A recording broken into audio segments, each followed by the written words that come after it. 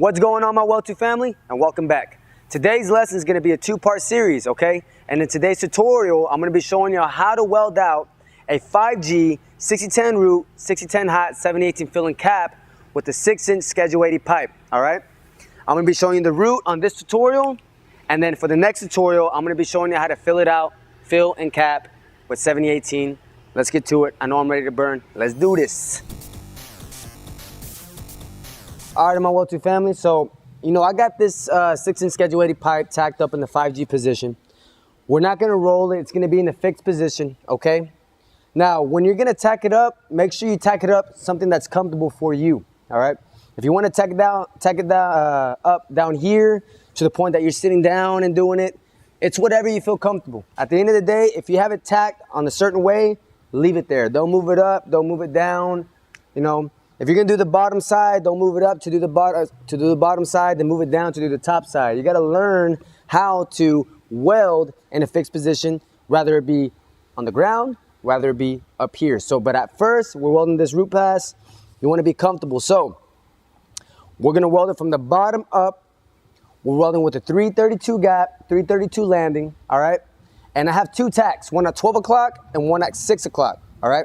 You could put 4. I recommend 2. I just like to quarter it. I like to go from, 6 to 3, and then from 6 to 9, then 3 to 12, and then from 9 to 12. That's what I like to do, but it's my personal preference, but there's other ways of doing things, okay? So you can put 4 tacks by all means.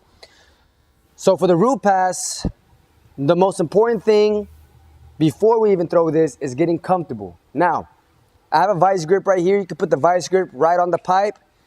Lean your elbow on there, get nice and comfortable, and go to town, all right? Usually, I like to weld it one-handed. That's what I feel most comfortable with, but I'm doing this to show y'all what y'all could be doing as well, all right? Now, if y'all don't have a vice grip, y'all can go ahead and tack up maybe an angle iron, put something there to get comfortable with, guys. You don't want to be like this, welding the root pass, like this, uncomfortable. That's the wrong way to do it, and it's not going to come out the way you want to. So, get comfortable, have one knee up, one knee down, nice and comfortable, go to town. Now, we're welding the root pass around 70 to 75 amps, depending on your gap. I like a 332 gap, I like 70 to 75, all right? You can do a 16th gap and a 16th land if you want to, but if you do, you're gonna have to turn it up to about 78 to 85 amps for your root pass. Now, that's the second option. But since we're running a 332 gap, I'm gonna go ahead and have my angle about, you don't want it straight up like this when you're welding the root from the bottom. You want it about 30 degrees with the rod going towards you, all right? And you want to be able, when you strike that arc, you want to go an inch before the tie-in, warm it up, and make that keyhole and push that rod. When you're on the bottom side, you want to be able to push that rod from at least from 6 to around, about 5 o'clock, 4 o'clock right here. You want to be able to push. This is the most where people don't get penetration at, guys, right here, okay, on the bottom side. Here you will get penetration regardless because gravity plays and everything will fall down. But it's that bottom side a lot of people have trouble with. A lot of my students have trouble with as well.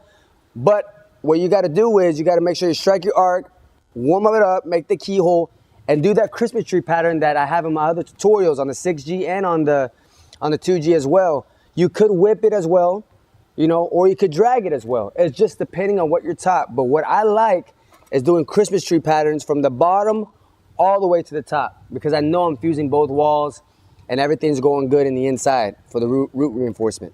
Strike my arc, have my angle about 20, 30 degrees facing me, strike it, warm it up, make the keyhole, and push, push, push. Make that keyhole on the bottom from 6 to 4 o'clock. Push, push.